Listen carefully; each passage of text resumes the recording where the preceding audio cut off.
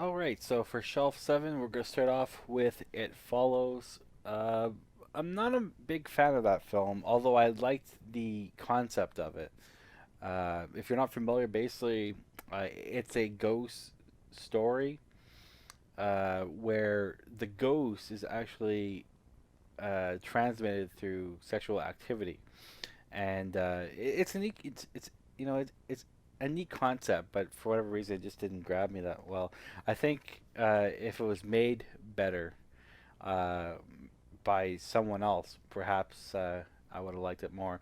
Nevertheless, it's still worth a watch, just because again, it's interesting. I wouldn't necessarily say it was scary, although the concept of it was scary. It's a mad, mad, mad world. Really cool film. An older film, but really entertaining comedy. Uh, Pleasant surprise here is Tom Cruise and Jack Reacher. I didn't know what to really expect from it. I know Tom Cruise is generally pretty good in his films, and it was no exception for that one. Then we have Jack Ryan, Shadow Recruit. This is with Chris Pine in the lead role of Jack Ryan. It's kind of like a reboot or whatever. We also have the four pack of the Jack Ryan collection, which includes The Hunt for Red October, Patriot Games, Clear and Present Danger, and then finally Some of All Fears with Ben Affleck. Yeah, not a bad set of films there. I know some people didn't like Some of All Fears that much. I personally didn't mind it. Next up, we have Jack the Giant Slayer. Uh, a decent little flick. It's made by the director who made X Men, Bryan Singer. Uh, Very CG heavy, which hurts it in my opinion, but overall, it's a decent film. Then we have Jackie Brown, really awesome film, Quentin Tarantino. We have Jingle All the Way, personally one of my favorite Christmas comedies. Of course, stars Arnold Schwarzenegger. Then we have John Wick, a really big surprise going into this one, and it really delivered. It's an amazing, amazing film.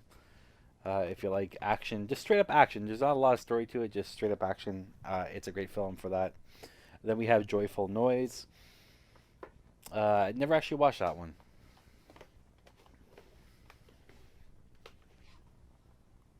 Next up, we have Jurassic Park, and we also have The Lost World, Jurassic Park 3, which is my least favorite, and then finally we end off with Jurassic World, which was released this year. I actually seen this one in theater. I didn't see any of these in theater, unfortunately.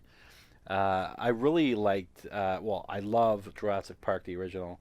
I really like this one, and this one's not too bad. In fact, honestly, I don't mind watching either of them. They're all pretty entertaining in their own right.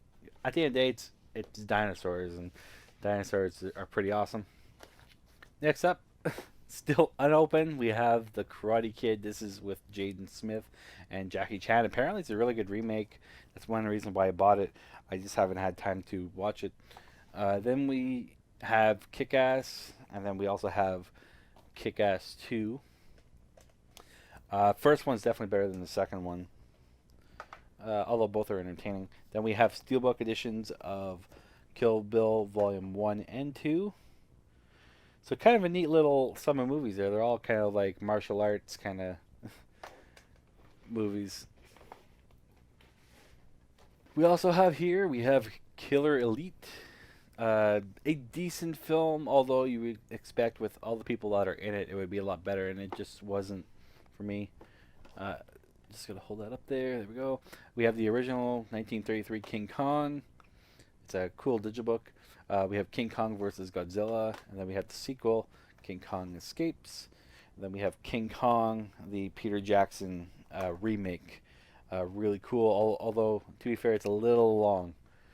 They could definitely trim that, but overall, I still like it for what it is. Another Shout Factory, we have Night Riders. Again, $2. I haven't actually watched it yet, although I am a fan of George A. Romero, so I'm sure I'll like it. once I get to it. We have Kingsman: Secret Service. I watched this fairly recently, and it's a really good film. I really like that one. The Last Stand, a decent film. It was Arnold Schwarzenegger's like first film uh, since he was the governor. The Governor. Uh, it's a decent film. We have Las Vegas, a really awesome comedy. And then we have Layer Cake, a really good film. I actually got into this after finding out Daniel Craig was in this. Of course, Daniel Craig is Bond, and that's kind of where as I'm sure most people, that's kind of where we met that actor for the first time. Then we have The Ledge, which is about to fall off the ledge. Here we go. The Ledge, decent film. Lego Movie, an awesome film. I actually seen that in the theater. I took a chance considering it was basically a kids movie. I wasn't the only kid. I wasn't the only adult there. Actually, there were quite a few adults in that showing. And then we have Life of Pi. Sorry, Let's Be Cost, really funny. Life of Pi, and then finally we have Lion King, Lion King 1.5, and Lion King 2 to complete the set. I'm going to break some stuff yet, I have a feeling. One of the coolest things I have here is Little Shop of Horrors, a favorite of mine growing up as a kid, and I love that one. The fact that it has the director's cut with the alternate ending, really kind of not gruesome, but kind of unsettling with the new ending. We have the Lone Ranger. I haven't watched it yet. I got it fairly cheap, so I'm not too concerned. Mad Max, the original. The sequel, which was called Road Warrior here in the States. Then we have Mad Max 3, which was Beyond Thunderdome. And then finally, we also have Fury Road, which I have yet to watch. I'm going to be watching this very, very soon. I have other priorities at the moment, but I will get to that.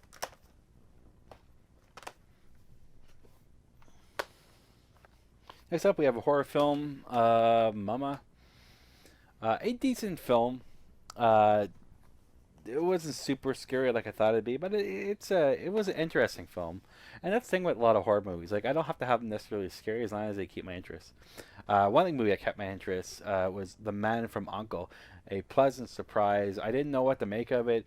It had decent reviews on Rotten Tomato overall, but there was a few hits and misses there. But overall, I really did like it. Man on a Ledge.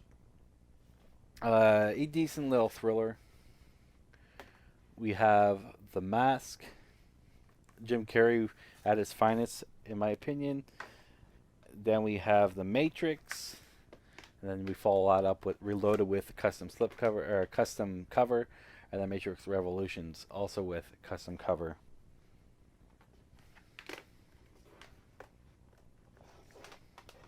Sometimes you'll see throughout my collection. Sometimes I do the custom cover thing only because I simply do not like the look of the ones that they come with. A lot of these are like botched, like Photoshop jobs, and sometimes it's just better to make your own. All right, so next up we have Men in Black, and we also have the sequel, Men in Black 2, and the sequel to that, which is Men in Black 3. This is the 3D edition. Funny enough, this was actually cheaper than the 2D edition at the time, so that's why I picked up the 3D edition. We also have Mission Impossible 2, 3, and 4, or Ghost Protocol. I also have Rogue Nation along the way from Amazon, which was on sale for $14.99 for the Boxing Day sale, which is pretty cool.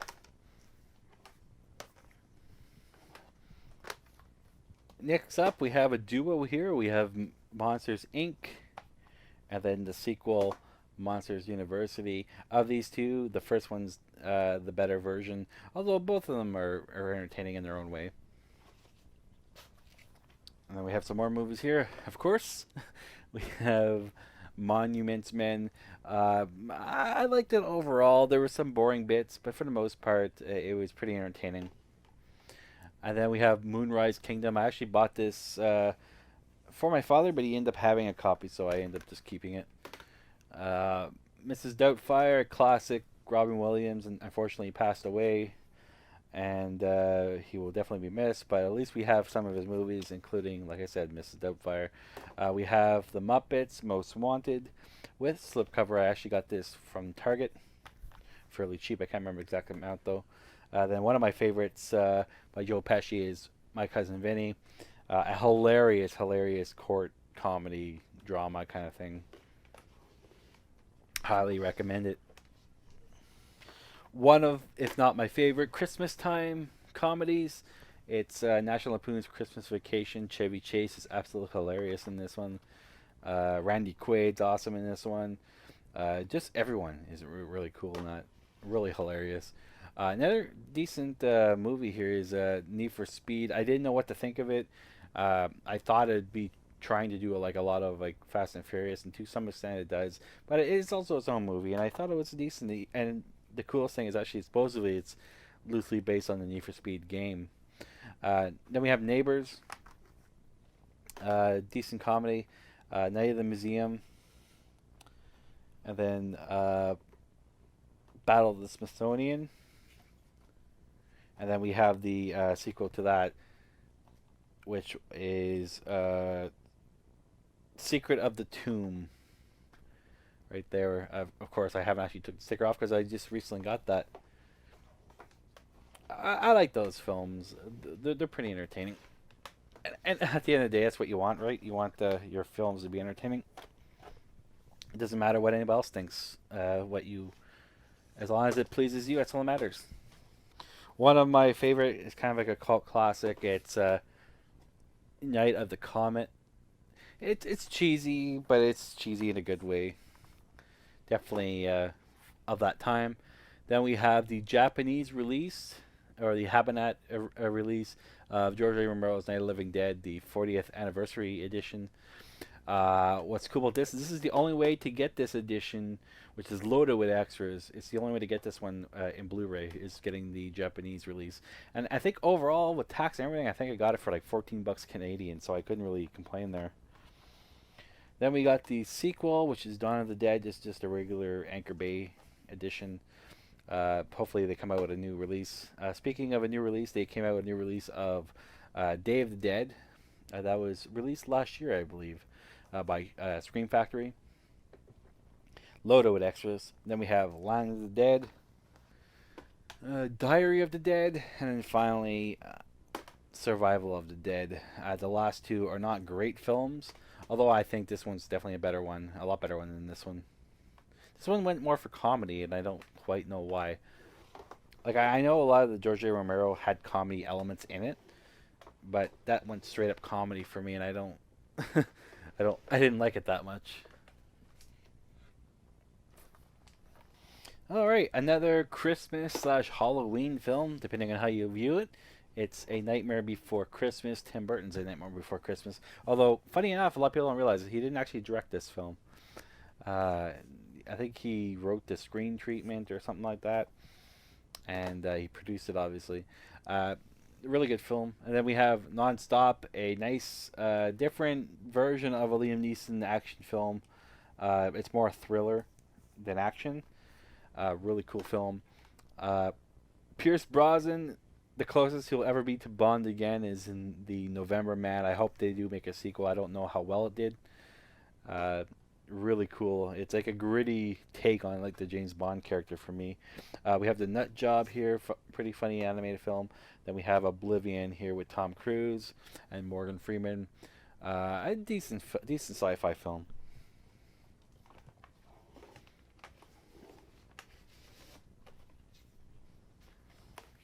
Let's continue trucking. We have Oceans 11, 12, and 13, the triple pack. Since they're all the same movie, I kind of just left them in the same pack together. The Odd Life of Timothy Green. Jennifer Garner's in this one. It's a decent little family film. Like it has some moments. Office Space, a hilarious cult classic comedy. If you work in an office environment, you probably can relate to a lot of these guys in this film. Olympus Has Fallen. A decent little film. They also had like White House Down, which was kind of similar to that one. It was a decent action film. And speaking about a decent action film, I actually like this one. This is an action sci-fi. It's an Outlander. I didn't know what to expect of it based on the cover. It was basically a throw-in movie. You got like three or four and get one free or something like that. And so I grabbed that one. It was really entertaining. I really liked it. Another one I haven't watched yet, although I've seen the first two that this is based off of. This is Outpost, Rise of the Spetsnaz. Uh, it's basically like a Nazi zombies kind of thing. Unfortunately, I think the first two movies are only available on DVD. Hopefully that's changed. And we have Pacific Rim. Cool lenticular slipcover. I didn't really expect that for a 2D release. It's a gorgeous film, by the way. Then we have Paranorman and a cool film. Paul, a really funny film. And A Perfect Storm. I think I got this as a three pack with Twister and some other disaster one. I can't remember. Poseidon, I think, was the other one. Then we have Pinocchio with a custom slipcover. One cool thing about this slipcover is I don't know if you can see that, but it's actually at the bottom there. It's actually numbered. He Some guy did a whole set of numbered Blu-ray covers, and this guy can then take this and turn it into a slipcover, which she did for me. Really nice slipcover. I may do that for all my Disney. I have to see.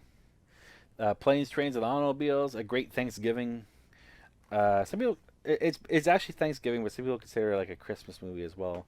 And speaking about Christmas movies, Polar Express. Awesome little film. One thing I haven't seen yet. This is Jackie Chan double feature. Police Story 1 and 2, and then finally we have Poseidon. Not the Poseidon Adventure. This is the remake, which is not great, but it was a pack-in, so I still grabbed it. Another Shout Factory Cineplex glitch movie, by or whatever producers. It's decent enough. It wasn't as good as I thought it'd be with all the raving it was getting. Uh, I think the remake is actually better in one of those. It's one of those cases where the remake's better. Then we have Psycho 2 with slipcover. It's a Scream Factory release. If we can turn this upside, turn it around. Psycho 3, and we have Pulp Fiction. I haven't seen Psycho 3 yet. I've seen these two. Obviously, the first one I've seen multiple times. The second one's actually pretty decent sequel, and I heard the third one's actually not that bad either. It continues right off from this one. And of course, Pulp Fiction, a classic Quentin Tarantino film. Another guilty pleasure series for me is The Purge. I know some people don't like it. I actually think they're quite entertaining. I always like a different take on our future and stuff like that, and it's a cool little take. And then we have The Purge Anarchy, which is actually, in my opinion, the better version of that same type of concept. We have Puss in Boots. Never actually watched it. Plan to get the Shrek editions or all the Shrek movies at some point to go with that one. Q, the Winged Serpent. I actually bought this because I liked the movie and it still holds up for me. It's cheesy monster stuff, but really fun. It has David Carradine in this one, which was pretty cool. A really bad movie is R.I.P.D. I I heard it was bad, but it was one of those ones where you hear it's bad, but is it people over exaggerating? But no, it's legit bad. And it's too bad because you have Jeff Bridges and Ryan Reynolds in the same movie. And it was basically, I knew it was going to be similar to like a Men in Black, and I was great. I expected that, but it just wasn't a great movie. What it was a great movie, however, I just recently picked these up during Black Friday. The Raid Redemption, and its sequel, The Raid 2. The first one is by far superior. It's a shorter film, lots of action, great stuff, great choreography with the fighting. Second one, it has a lot of that too, but it's a bit more drawn out. It's like 2 hours and 20 some minutes, where this is like only like an hour or hour and a half. And it really gets slowed down in a few spots, but overall, there's still a lot of good fight sequences in that one. Then we have Rambo First Blood with custom cover. Rambo First Blood Part 2. Rambo 3. And then finally, fourth one, which was simply called, for whatever reason, called Rambo. The Fight Continues. And I suppose, since this is the last one, I don't know, I'm holding it.